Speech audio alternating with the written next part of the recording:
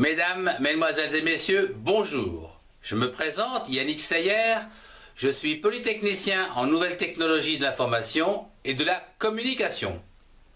Dans ce cours de chimie générale sur la structure de la matière, je voudrais vous présenter un cours d'initiation sur la configuration électronique des atomes des deux premières couches électroniques K et L. Mais auparavant, un petit rappel. Un atome est formé d'un noyau,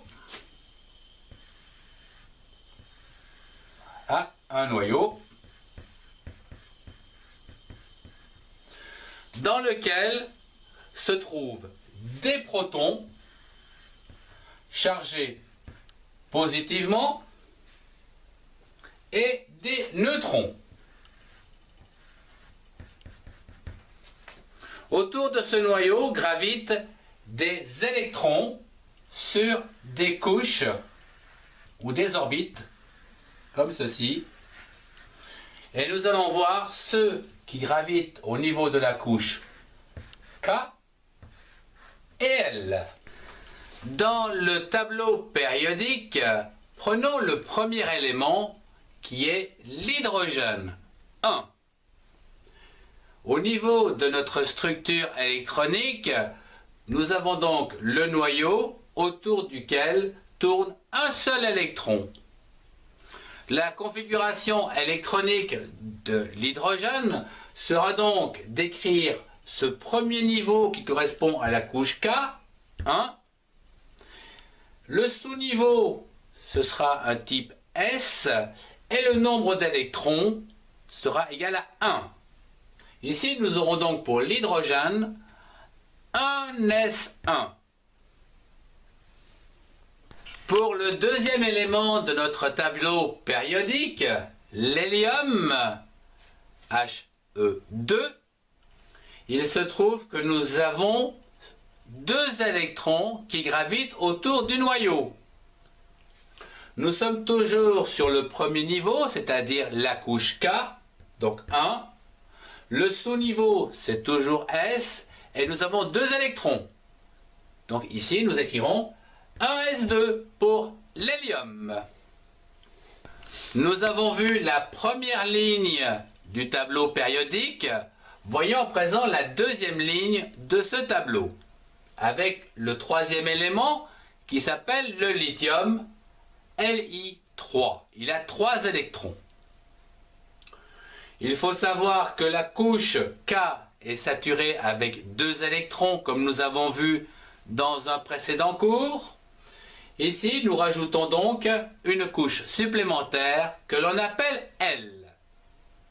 Ce qui veut dire qu'au niveau de la configuration électronique, nous avons toujours un S2, puisque nous avons toujours nos 2 électrons, et un deuxième niveau à présent correspondant à la couche L, 2s, qui est un sous-niveau, 1, car il n'y a qu'un seul électron dans cette deuxième couche, c'est-à-dire le deuxième niveau. Le quatrième élément, le beryllium, Be4, lui possède 4 électrons, à savoir 2 sur la couche K et 2 sur la couche L. La configuration électronique ne change pas pour le premier niveau. Quant au deuxième niveau, il devient 2, toujours, S en sous-niveau, et 2 électrons. Ce qui nous donne un S2, 2 S2. Voyons notre cinquième élément qui se situe au niveau de la deuxième ligne et de la troisième colonne du tableau périodique. Il s'agit du bord B5. Dans ce dernier, nous pouvons trouver 5 électrons qui gravitent autour du noyau. Les deux les plus au centre sur la couche K que nous avons écrit sous la forme de configuration électronique 1s2. Puis au niveau de la couche L, 3 électrons, à savoir au niveau du deuxième niveau 2s2, ces deux électrons-ci, puis un autre sous-niveau qui intervient, c'est le sous-niveau P, dans lequel nous avons un électron. Ce qui nous donne bien 2 et 2, 4 et 1, 5, nos 5 électrons dans cette configuration électronique. 1s2, 2s2, 2p1. Le sixième élément du tableau périodique est le carbone sur cette deuxième ligne. C6. Il possède 6 électrons, 2 sur la couche K et 4 sur la couche L. La configuration électronique du carbone est la suivante. 1s2 premier niveau et 2s2 2p2 pour le deuxième niveau qui correspond à la couche L. Le septième élément de notre tableau périodique est l'azote, N7. Il possède 7 électrons, 2 sur la couche K qui est saturée et 5 sur la couche L. La configuration électronique s'écrira de cette manière. 1s2 pour la couche K, puis 2s2 2p3 pour la couche L, qui est donc du deuxième niveau.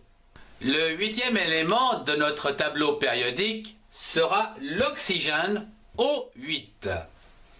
Il possède 8 électrons, 2 sur la couche K, qui est saturée, et 6 sur la couche L. Nous pouvons donc écrire la configuration électronique de l'oxygène, 1s2 pour la couche K, premier niveau, et pour le deuxième niveau, 2s2, 2p4. En effet, ici, nous avons 4 électrons, ici 2 électrons, ce qui nous donne bien une somme de 8 électrons. Le compte est bon. Le neuvième élément du tableau périodique, c'est le fluor, F9, qui lui possède 9 électrons autour du noyau, 2 sur la couche K, qui est saturée, et 7 sur la couche L. La configuration électronique peut donc s'écrire de cette façon. 1s2 pour le premier niveau, la couche K, 2s2, 2p5 pour le deuxième niveau qui correspond à la couche L. Et pour finir cette deuxième ligne du tableau périodique, nous trouvons le 10e élément, le néon N10, qui possède 10 électrons, 2 pour saturer la couche K, et 8 qui vont saturer la couche L. Nous allons donc pouvoir écrire la configuration électronique comme ceci. 1s2 qui va donc correspondre à la première couche, la couche K, premier niveau. 2s2, 2p6 qui va donc correspondre à la couche L saturée, à savoir le deuxième niveau.